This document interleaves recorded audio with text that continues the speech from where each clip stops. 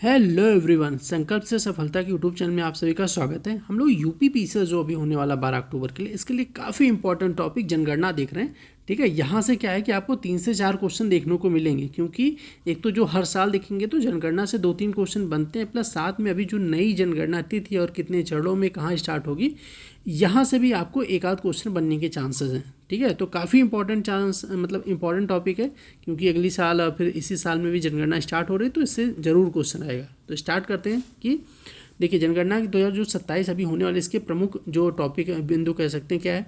केंद्रीय गृह मंत्रालय ने घोषणा की है कि भारत की जनगणना 2027 कितने चरणों में होगी। पहले तो यही ध्यान रखना है कि 2 चरणों में होगी। ठीक है, जनगणना पूरी होने की तिथि क्या है, 1 मार्च 2027।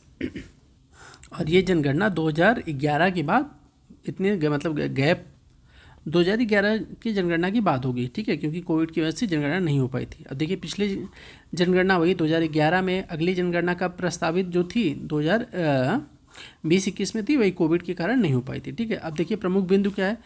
अब जनगणना की अधिसूचना जारी की जाती 1948 के धारा 3 के तहत। ठीक है, अब 2 चरणों में क्या होगी कि एक तो मकान सूचीकरण मतलब हाउस लिस्टिंग, भवनों, सुविधाओं, संपत्तियों की संपत्ति आदि की जानकारी होगी। दूसरे में चरणों में क्या किया जाएगी, सभी व्यक्तियों मतलब भारतीय विदेशियों का विवरण, जातिगत जनगणना होगी। ठीक है, जातिगत जनगणना ध्यान रखनी है कि अब की बार पहली बार जो है जातिगत जनगणना भी इसमें की जाएगी। इसके बारे में अभी हम लोग और डिटेल देखेंगे। ठीक है, अब देखिए क्या है, कहा गया है कि इस जनगणना 2 चरणों में होगी, मतलब कि जो पहाड़ी क्षेत्र कह सकते हैं। ठीक है, लद्दाख हो गया, जम्मू कश्मीर हो गया, हिमाचल हो गया, उत्तराखंड में इसमें 1 अक्टूबर 2026 से स्टार्ट हो जाएगी, और शेष भारत में जो है शेष भाग में 1 मार्च 2027 तक। ठीक है, और ध्यान रखना है कि जो जातिगत जनगणना है ये 1931, ठीक है, 1931 के बाद पहली बार जातिगत जनगणना की जा रही है।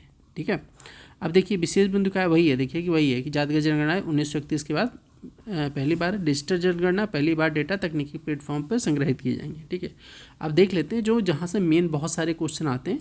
2011 की लेटेस्ट जनगणना हुई थी, तो उसी के आधार पे क्वेश्चन जो बनते हैं उसको देखते हैं क्या है। तो भारत विश्व के कुल भाग का 2.4% है। ठीक है, 2011 में जो जनगणना हुई थी उसके आधार पे 121 करोड़ जनसंख्या, विश्व का 17.5%। ठीक है, ज्योग्राफी में भी यही क्वेश्चन एक आ जाता है यहाँ से कि भारत मतलब अभी देखेंगे तो कई बार पूछा गया कि भारत जो है विश्व का 2.4% भूभाग है और जनगणना इसकी 17.5% है। तो याद रखिएगा, जनगणना ये क्वेश्चन ज्योग्राफी में भी आता है और ऐसे भी आता है। अब टोटल पुरुष जनसंख्या कितना, मतलब मेल है 51.47%, महिलाएं हैं फीमेल है 48.53%। सेक्स रेशियो लिंगानुपात कितना है, 943 है। बाल लिंगा मतलब चाइल्ड सेक्स रेशियो है 919। ठीक है, तो ध्यान रखिएगा, क्योंकि ये तो थोड़ा है। अब जैसे बाल लिंगानुपात हो गया, 10 की जनसंख्या वृद्धि हो गया, इन सब टॉपिक पे थोड़ा सा मतलब डिटेल में घुस के क्वेश्चन यहाँ से अब ज़्यादा बन रहे हैं। ठीक है, तो उसको ध्यान रखना है। ग्रामीण जनसंख्या कितनी है हमारे यहाँ आज भी जो है क्योंकि जो डाटा आते नहीं उस पर आधार पे अभी नहीं चलना है। अभी 2011 की जनगणना आई, उसी को ध्यान में रखते हुए यहाँ पे सब चीज़ दी हुई है। ठीक है, तो ध्यान रखना, ग्रामीण जनसंख्या 68.9% है। 10 की मतलब जनसंख्या वृद्धि 17.7%। 10 की जनसंख्या वृद्धि क्या होती है कि 2000 जब 11 में हुई तो नेक्स्ट बार जब होती है 10 साल बाद, तो ये माना जाता है कि इसमें लगभग 17.7% जनसंख्या वृद्धि हो जाती है। जो 2000 से अगर 2021-22 में होती तो ये अनुमान था जो जनसंख्या वृद्धि दर चल रही है उसमें 17.7% बढ़ जाती थी। ठीक है, तो ये हर साल जारी हो सकता है। अगर ज़्यादा बढ़ेगी तो ज़्यादा आधार पर जारी किया जाता है। वार्षिक कितनी बढ़ती है, वार्षिक वृद्धि दर है 1.64%। ठीक है, साक्षरता दर 74.04%। पुरुष साक्षरता दर है 82.14%। और महिला है मतलब फीमेल जो लिटरेसी रेशियो है वो 65.46%। ये देखिए यूपी पीसीएस में अभी रिसेंट में आप पेपर उठाएंगे तो सीधे यही क्वेश्चन आते हैं। सबसे अधिक जनसंख्या, बहुत इजी भी है क्योंकि कुछ क्वेश्चन बहुत इजी भी पूछा जाता है। तो सबसे अधिक जनसंख्या वाला राज्य कौन सा, यूपी में। तो 2011 की जनगणना के आधार पर 19.98 करोड़ यहाँ की जनसंख्या थी, कहाँ की, यूपी की। और सबसे कम जनसंख्या वाला जो राज्य था, ठीक है, वो है सिक्किम, 6.10 लाख। ठीक है, अब अतिरिक्त देख लेते हैं। सबसे अधिक जनसंख्या वाला जिला जो ठाणे महाराष्ट्र में था। अनुसूचित जनजाति जो है टोटल मतलब जो जनसंख्या का है 16.6%, मतलब कि कुल जनसंख्या लगभग इसका मतलब है कि जो 2001 टोटल यहाँ पे जनसंख्या हम लोगों ने देखा था, कहाँ गया, हाँ, इसका 121.09 उसका टोटल 16.6% जो जनसंख्या है वो SC है, उसका टोटल का जो है उसका 8.6% ST है। तो ये ध्यान रखना है। ये है कुछ धार्मिक जनगणना, हिंदू, मुस्लिम, सिख, ईसाई, इतने इतने परसेंटेज जो है हमारे इंडिया में हैं। ठीक है, अन्य मतलब ध्यान रखिएगा, कुछ लोग जो मतलब इससे बाहर जो धर्म के वो है, प्लस जो कोई धर्म नहीं मानते हैं उसको भी अन्य में ही काउंट किया जाता है। ठीक है, चलिए आगे देखते हैं क्या है कि अब राज्यवार देख लेते हैं। तो सबसे अधिक जनसंख्या राज्य में देखेंगे तो सबसे अधिक यूपी, महाराष्ट्र, फिर बिहार, न्यूनतम है सिक्किम, मिजोरम और अरुणाचल प्रदेश में। और केंद्र शासित प्रदेश में अधिकतम जनसंख्या दिल्ली में है, पुडुचेरी में है, फिर चंडीगढ़ में। न्यूनतम जो है केंद्र शासित प्रदेशों में लक्षद्वीप, दमन और दीव और दादरा नगर हवेली। अब देखिए इसको मिक्स कर दिया गया, लेकिन 2011 की जनगणना में तब मिक्स नहीं, मतलब दोनों अलग अलग स्टेट थे। ठीक है, मतलब केंद्र शासित प्रदेश थे, तो अलग अलग ही जनगणना आई है, तो ध्यान रखिएगा। 10 की जनसंख्या वृद्धि कहाँ पे राज्य में देखेंगे अधिकतम हो रही है, तो मेघालय में जो हो रही है 27.95% हो रही है मेघालय में। ठीक है, अरुणाचल प्रदेश में देखा जाए तो 26.0 और बिहार में 25.42% जो अधिकतम 10 की जनसंख्या वृद्धि। और न्यूनतम नागालैंड में जो है जनसंख्या घटती हुई देखी गई है। ठीक है, तो सबसे मोस्ट इम्पॉर्टेंट आप देखेंगे यहाँ पे, ये इम्पॉर्टेंट क्योंकि यहाँ से क्वेश्चन आए हुए हैं। तो नागालैंड में वहाँ की जनसंख्या में गिरावट देखा जाता है, जो अभी 10 की जनसंख्या हर जगह देखेंगे कहीं 27% बढ़ जा रही, कहीं 26%, कहीं जो है 25%, लेकिन नागालैंड में देखा गया कि 0.6% वहाँ की जनसंख्या घट गई। किससे घट गई? जैसे ये होता ना कि 2001 में जनगणना हुई, ठीक है, तो मान लिया कि 100 लोग थे, मान लीजिए, ठीक है, इमेजिन करना है, और फिर 2011 में जब हुई तो उसमें से टोटल जनसंख्या में कुछ कमी देखी गई, तो वो वृद्धि नहीं हुई। तो वही कह रहा है कि इतने % जो है जनगणना की कमी देखी गई है। ठीक है, मतलब घटी है 0.6%। फिर उसके बाद न्यूनतम जो है जनसंख्या वृद्धि, उसके बाद देखिए केरला है, फिर गोवा है। अब देखिए केंद्र शासित प्रदेशों में देख लेते हैं, तो अधिकतम है दादरा नगर हवेली में 55.9%, दमन एंड दीव में 53.8%, पुडुचेरी में 28.1%। न्यूनतम जनसंख्या वृद्धि वाला जो, अब देखिए यूटी जो है न्यूनतम कौन सा है, तो लक्षद्वीप हो गया, ये अंडमान निकोबार, फिर चंडीगढ़। ठीक है, अब जनसंख्या घनत्व तो सबसे अधिक जो है मतलब 1 किलोमीटर जनसंख्या, 1 किलोमीटर रेडियस में कितनी जनसंख्या निवास करती है, उस आधार पे कहते हैं जनसंख्या घनत्व। तो अधिकतम जनसंख्या घनत्व राज्यों में अगर देखेंगे, यहाँ पे ध्यान रखिएगा, राज्य में बिहार, पश्चिम बंगाल, फिर केरला। बिहार में 1106, 1028 जो है पश्चिम बंगाल, केरला में 860। अब आपको एक होमवर्क है कि आप बताइएगा यूपी का, क्योंकि यूपी पीछे देने जाए तो इम्पोर्टेंट है, यूपी की जनसंख्या घनत्व जो है कितना है। ठीक है, आप कमेंट बॉक्स में इसको बताइएगा। अब न्यूनतम देखेंगे तो जनसंख्या घनत्व अरुणाचल प्रदेश में है, मिजोरम में है और सिक्किम में। अगर जनसंख्या घनत्व अधिकतम यूटी में देखेंगे केंद्र शासित प्रदेशों में, तो इसमें दिल्ली है। दिल्ली देखिए जनसंख्या घनत्व कितना ज़्यादा है। ठीक है, फिर उसके बाद चंडीगढ़ है, फिर पुडुचेरी है। न्यूनतम अगर देखेंगे तो अंडमान निकोबार, दादरा नगर हवेली, लक्षद्वीप। अब लिंगानुपात देख लेते हैं, तो अधिकतम जो सेक्स रेशियो है कहाँ पे, केरला में। बहुत बार क्वेश्चन आया, आपको रट भी गया होगा कि 1084 है केरला में। फिर आपको क्या करना है कि तमिलनाडु में है 996। अब क्या करना है ना कि अब आपको थोड़ा सा, जैसे यहाँ पे हम पढ़ रहे हैं कि पूरा ऑल ओवर इंडिया का, जब तक यूपी के टॉपिक जा रहे हैं, यूपी उत्तर प्रदेश वाला अभी भी देखेंगे उस लास्ट में, उसके पहले जैसे केरला का है ना, तो आपको सीधे सेक्स रेशियो याद आना चाहिए कि भाई यूपी में कितना सेक्स रेशियो है। तो अगर ये पढ़ रहे हैं या वीडियो देख रहे हैं ना, तो आपको वहाँ पे मतलब लास्ट तक टॉपिक के पहले पहुँचने से पहले ही आप जो कमेंट बॉक्स में बताते चलिए, अच्छा कि अधिकतम सेक्स रेशियो केरला में है 1084, तो यूपी में इतना है। ठीक है, तो ऐसे लिखते जाइए, न्यूनतम अच्छा यहाँ पे है इस डिस्ट्रिक्ट में, यूपी में। तो कमेंट बॉक्स में आप लोग लिखते हैं, इससे याद होगा, और जो लोग और वीडियो देखेंगे उनको भी मेमोराइज रहेगा चीज़ें। आप लिखेंगे तो आपको भूलेगा नहीं। तो सेक्स रेशियो, ठीक है। अब न्यूनतम कहाँ पे आप देखेंगे, हरियाणा में है। तो हरियाणा में जब एक प्रधानमंत्री बेटी बचाओ बेटी पढ़ाओ योजना इसीलिए लॉन्च किया गया था, क्योंकि यहाँ पे सेक्स रेशियो बहुत ही कम था। ठीक है, तो न्यूनतम है हरियाणा, फिर जम्मू कश्मीर, फिर सिक्किम में। अब लिंग अनुपात जो है सेक्स रेशियो यूटी में कहाँ पे अधिकतम है, तो पुडुचेरी हो गया, फिर लक्षद्वीप हो गया, फिर अंडमान निकोबार। न्यूनतम कहाँ पे, दमन and Diu, Chandigarh, Dadra Nagar Haveli.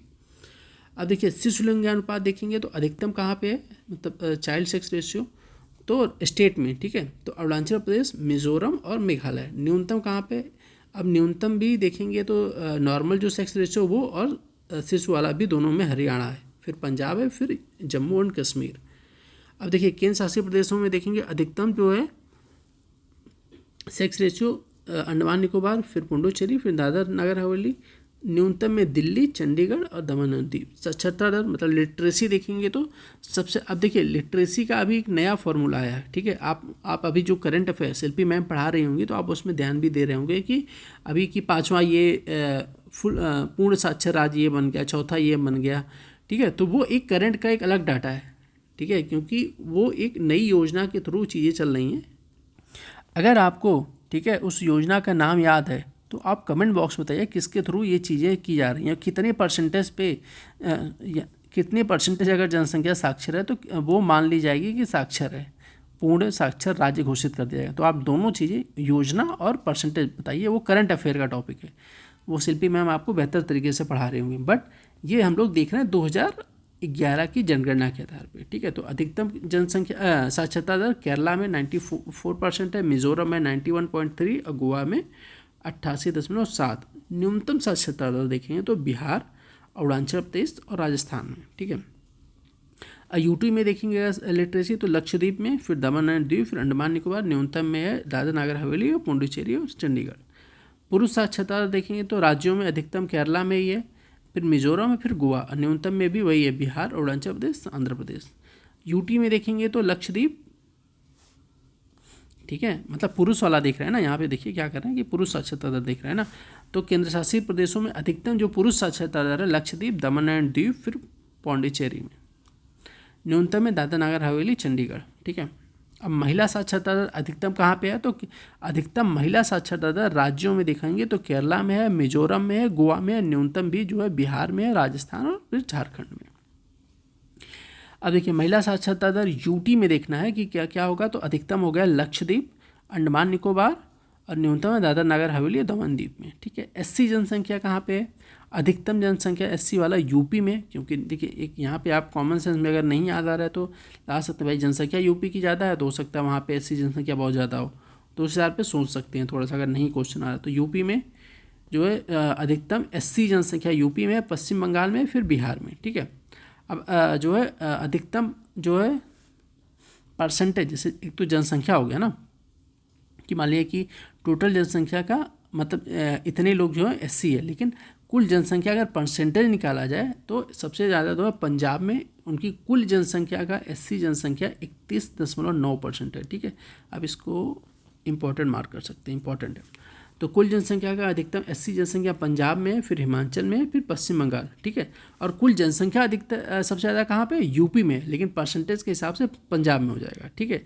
Clear I hope हो गया होगा, क्योंकि देखिए यूपी की जनसंख्या है ज़्यादा है, तो वहाँ का अगर मान लिया कि इससे कि 100 लोग हैं, ठीक है, 100 में अगर मान लिए कि 100 में मान लीजिए अगर 5 लोग, जैसे यूपी के एग्जांपल के थ्रू देखिए, मान लीजिए यूपी की जनसंख्या जो है 100 लोग है, इमेजिन करना है, ठीक है। 100 लोग में अगर 5 लोग एससी हैं, ठीक है, या कह सकते हैं कि मान लीजिए 6 लोग एससी हो गए, ठीक है, 6 लोग एससी हैं, तो भाई सबसे ज़्यादा एससी तो 6 हो गए, लेकिन कहीं की जनसंख्या अगर 85 है, उसमें भी अगर 5 लोग या 6 लोग एससी हैं तो एससी तो यूपी में ज़्यादा होगा, लेकिन अगर 50 का परसेंटेज 5 या 6 में निकालेंगे तो ये ज़्यादा आएगा ना। तो उसी आधार पे ये कहा जा रहा है कि भाई जो टोटल एससी जनसंख्या यूपी में ज़्यादा है, लेकिन कुल जनसंख्या जो है यूपी में ज़्यादा है, लेकिन कुल जनसंख्या का अगर परसेंटेज निकालेंगे उस हिसाब से पंजाब में, ठीक है, फिर हिमाचल, फिर पश्चिम बंगाल। न्यूनतम देखेंगे तो मिजोरम, मेघालय और गोवा में।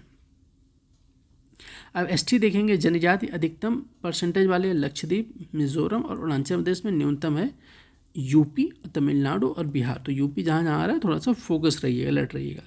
ग्रामीण जनसंख्या अधिकतर, जाहिर सी बात है यूपी में बहुत जनसंख्या, ग्रामीण भी जो है भारत में टोटल जनसंख्या का अभी ऊपर देखा ना कितने परसेंट, लगभग 68% ग्रामीण जनसंख्या है। तो यूपी में सबसे ज़्यादा ग्रामीण जनसंख्या है, फिर बिहार, फिर वेस्ट बंगाल। अधिकतम परसेंटेज वाले राज्य, ठीक है, अब उसमें देखेंगे तो परसेंटेज देखेंगे तो हिमाचल प्रदेश में सबसे अधिक प्रतिशत में ग्रामीण जनसंख्या है, फिर बिहार में, फिर असम में। यहाँ पे यूपी नहीं है टॉप 3 में, तो ध्यान रखिएगा। फिर न्यूनतम जो है मतलब ग्रामीण जनसंख्या गोवा में है, फिर मिजोरम में है, फिर तमिलनाडु में। शहरी जनसंख्या अधिकतम महाराष्ट्र में है, फिर यूपी में है, फिर तमिलनाडु में, ठीक है। अब यहाँ पे देखिए जनसंख्या यूपी की ज़्यादा होते हुए भी अधिकतम जनसंख्या शहरों में नहीं रहती। कहाँ पे शहरों में अधिकतम रहती है? तो महाराष्ट्र में, फिर यूपी है, फिर तमिलनाडु। अब परसेंटेज के हिसाब से देखेंगे तो गोवा, मतलब कुल जनसंख्या का कितने परसेंट कितने प्रतिशत जनसंख्या जो है शहरों में रहती है, तो अधिकतम उसमें गोवा, मिजोरम, फिर तमिलनाडु है। अब न्यूनतम देखेंगे तो हिमाचल प्रदेश, बिहार और असम आएगा। ठीक है, अब देखिए उत्तर प्रदेश जनगणना जो है एक यहाँ से देख लेते हैं, यहाँ से एक चार्ट के थ्रू। देखिए इसमें पूरा यूपी की जनगणना देख लेते हैं क्या था 2011 की जनगणना के आधार पर। ठीक है, अब देखिए यूपी का अगर देखेंगे तो सबसे जो है हमने ऊपर देखा ना कि 19.98% जनसंख्या टोटल है। तो यूपी की जो जनसंख्या टोटल इतना है, 52.28% जो है वहाँ पे क्या है, पुरुष हैं, महिलाएं हैं 47.72%। कुल ग्रामीण जनसंख्या का प्रतिशत है, जो कुल जनसंख्या मतलब इतनी जनसंख्या का अगर परसेंटेज निकालेंगे तो 77.70। अब देखिए याद की करना बहुत ईजी है, 770 है, तो ध्यान रखिएगा कि 77.70% जो है कुल जनसंख्या का ग्रामीण रहती है।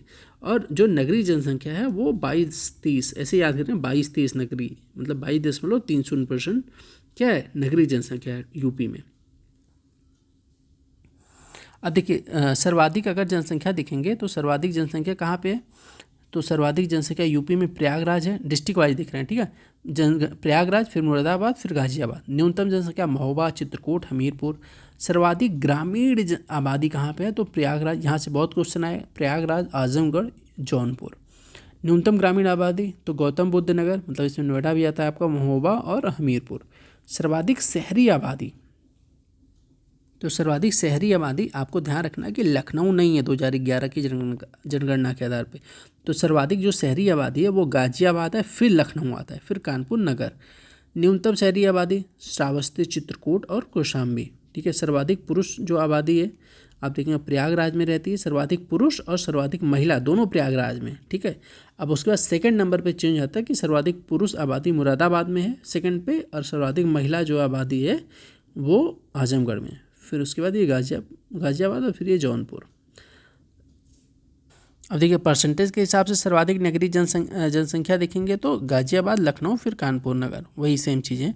राज्य का औसत जनघनत्व तो देखेंगे, देखिए ये ऊपर क्वेश्चन आया था ना, अब अगर आपको याद आया हो तो देखिए जो राज्य का औसत जनघनत्व तो कितना है, 829 व्यक्ति प्रति वर्ग किलोमीटर। ठीक है, और जनसंख्या जो है जनघनत्व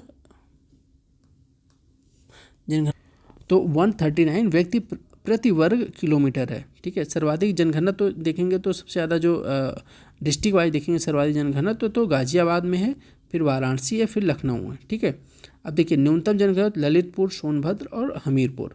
अब देखिए 2001 से 11 के दौरान औसत 10 की वृद्धि जो है, अब आपको यहाँ पे क्या है ना, जब ये यूपी का पढ़ रहे हैं ना कि 20.22% जो 10 की जनसंख्या वृद्धि है। अब आपको सीधे यहाँ पे याद आना चाहिए कि इंडिया की कितनी थी 10 की जनसंख्या वृद्धि, तो इस हिसाब से थोड़ा सोच के करेंगे तो चीज़ें याद होती जाएंगी आपको। ठीक है, तो 2000 क्योंकि देखिए जो पिछली जनगणना और वर्तमान जनगणना जो डाटा है दोनों को कंपैरिजन करके निकाला जाता है कि कितनी जनसंख्या बढ़ी है, कितनी घटी है, क्या हुआ है। ठीक है, तो उस पे 2001 से 11 के दौरान औसत 10 की जो वृद्धि हुई है 20.22%। औसत वार्षिक देखेंगे तो वृद्धि है 1.85%। अब इंडिया का कितना है तो याद होना चाहिए आपको। अब देखिए गिरावट कितनी आई है 10 की जनसंख्या वृद्धि में, 5.63%। ठीक है, 2001 से 11 के दौरान पुरुषों एवं महिलाओं में वृद्धि तो पुरुषों में हो गई 19.31% और महिलाओं में 21.23% की वृद्धि देखी गई। सर्वाधिक 10 की अगर जनसंख्या वृद्धि कहाँ पे हो तो गौतम बुद्ध नगर, सेकंड पे आपको गाजियाबाद, फिर श्रावस्ती, फिर बहराइच, फिर बलरामपुर। ठीक है, अब देखिए न्यूनतम देखें तो कानपुर नगर, हमीरपुर, बागपत, फतेहपुर। चलिए अब देख लेते हैं साक्षरता वाला जो है टॉपिक। अब देखिए उत्तर प्रदेश में कुल जो साक्षरता मतलब लिटरेसी रेट है 67.7%। इसमें पुरुष साक्षरता 77.3, महिला है 57.2%। ठीक है, अब देखते हैं कि सर्वाधिक जो है साक्षरता जो है कहाँ पे है तो गौतम बुद्ध नगर में है। ठीक है, अब देखिए यहाँ पे ऐसे लिंक कर सके आप देख सकते हैं ना कि अच्छा सर्वाधिक साक्षरता यहाँ पे है, तो यहाँ पे और क्या है सेक्स रेशियो देखेंगे तो सबसे कम गौतम बुद्ध नगर में मिलेगा। तो ऐसे कुछ लिंक करके भी आप लोग याद कर सकते हैं, इससे भूले ना, इंपॉर्टेंट है।